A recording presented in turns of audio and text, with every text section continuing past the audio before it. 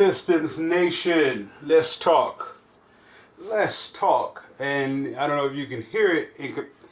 There's a bit of excitement brewing in me about to talk about these beloved Pistons.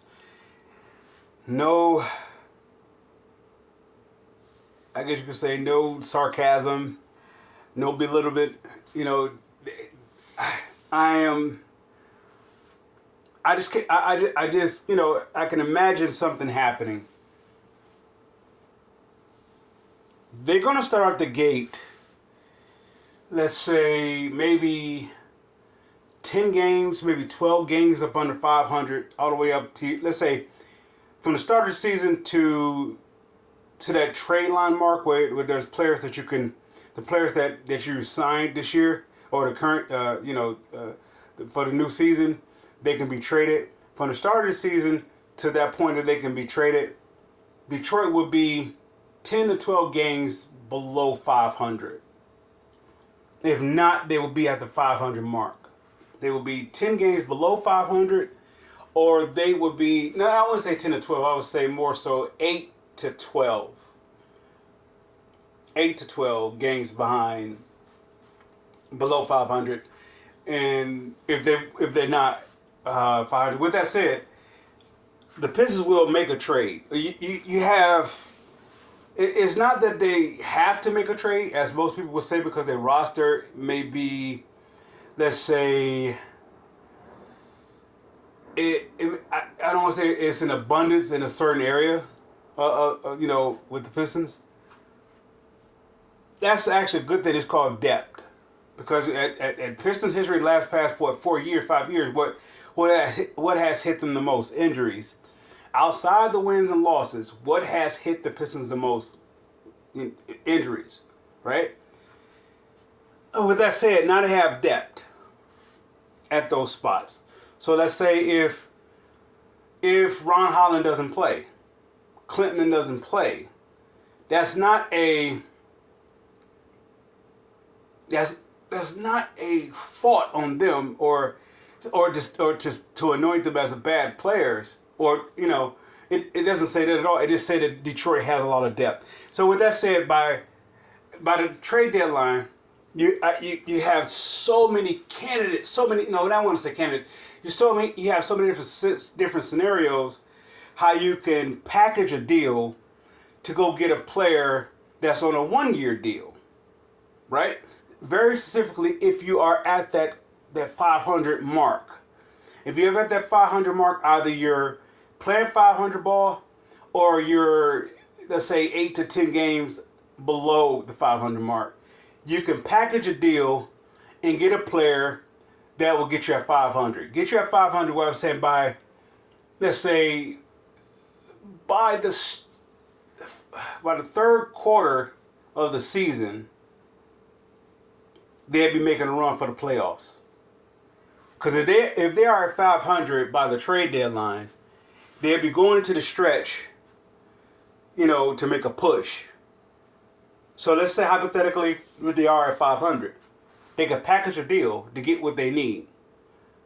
I'm going to say this team is going to start off fast and start off quickly, very early. The reason for it is you have a coach that is intrigued by our young prospects. He's intrigued. And the more that he goes in the locker room, more that he sees them, let's say, practice and everything, more you see how they function individually, he has a hard-working core. No nonsense core. Let's say from the vets that they brought in, from the likes of Tobias, Tim Hardaway, Beasley, and even could throw in Fontecchio, right? For the likes of those vets, none of them are nonsense vets. None of them take games off, right? And all of them, in the uniform, in united form, wanted to be back here. All right. Now put that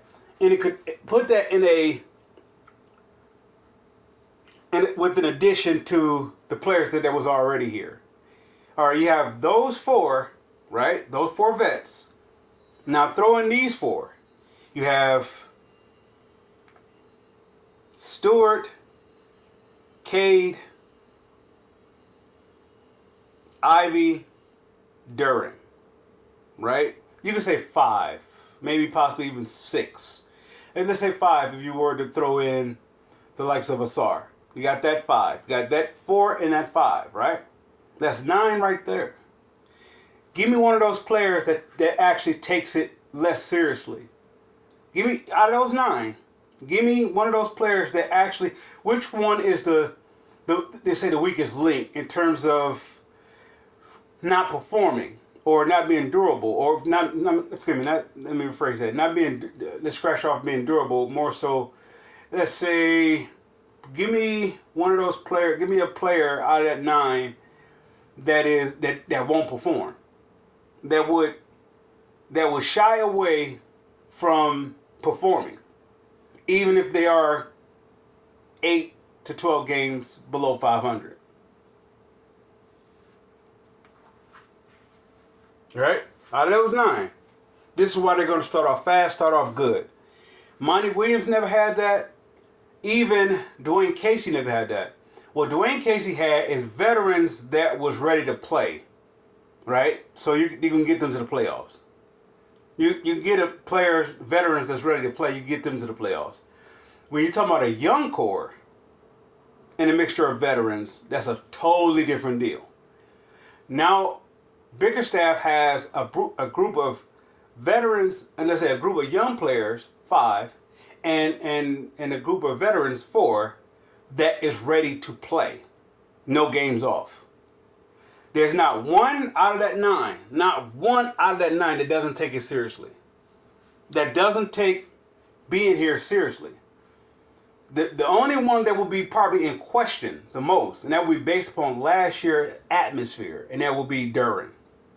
Duren is the only one that would be in question. But even with that was last year's atmosphere.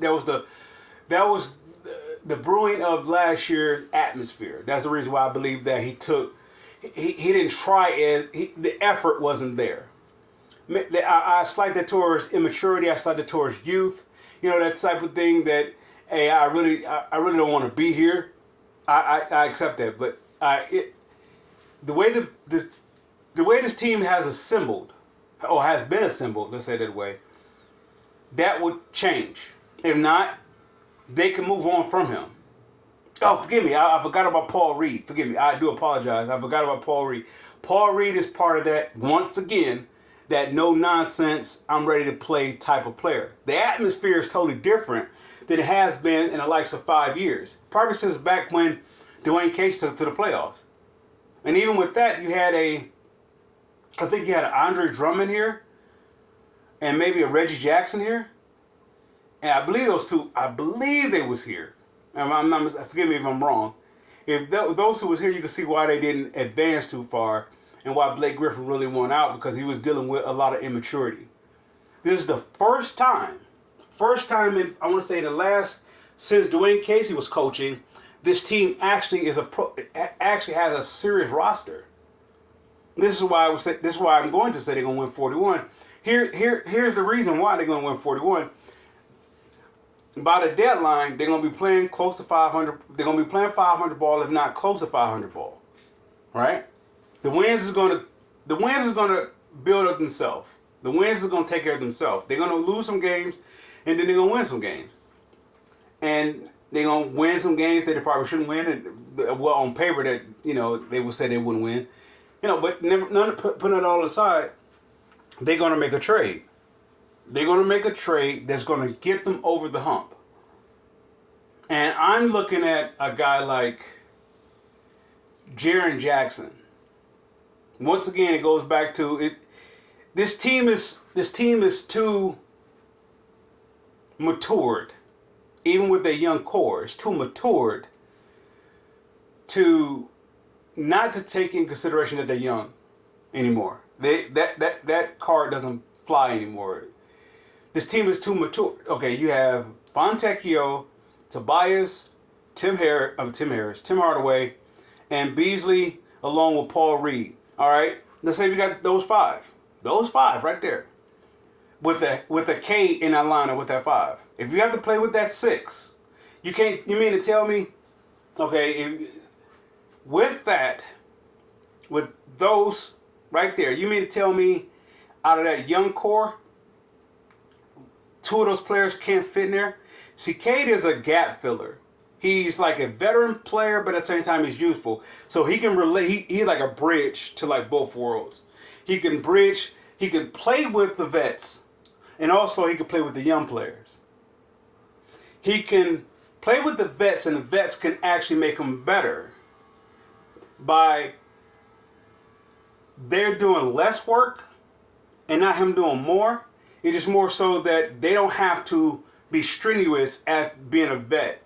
If it was just the vets and it's just young players, you put a lot of pressure on the vets to perform at a high level on the court as well as off the court, to prep the players on the court as well as off the court. But yet, if you look at where Cade is at, he's this bridge. He can play with the young players and actually be a leader for the young players, how to approach it, even with the mindset of being young, that's, I don't want to call it a stigma, or that labeling of being a young player can go out the window.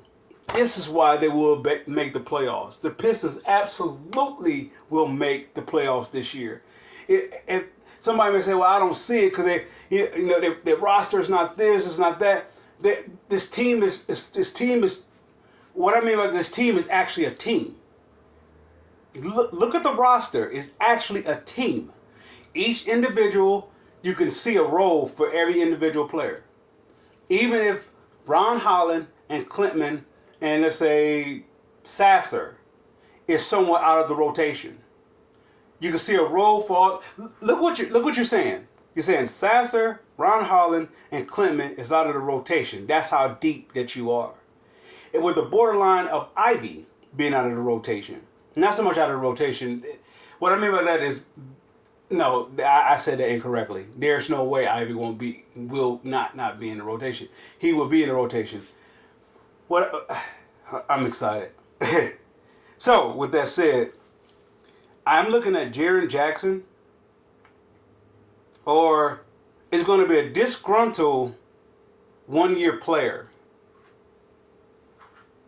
If Ball is not resigned, look out for him. If Ingram is not resigned, look out. If traded as well as not being resigned, I can see them doing a sign and trade with the likes of Ball or Ingram or Jaren Jackson. Jaren Jackson probably got 2 years left on his contract. But yet, if he's disgruntled there, I can see him being moved. I can see any one-year player going for a sign and trade. Going for a sign and trade with the Pistons. And with that said, you have the likes of the young players being evaluated along with the older vets. It will be an underachievement if they're not playing 500 ball, if not close to 500 ball, by the trade deadline. This team will make the playoffs. Pistons fans, I salute.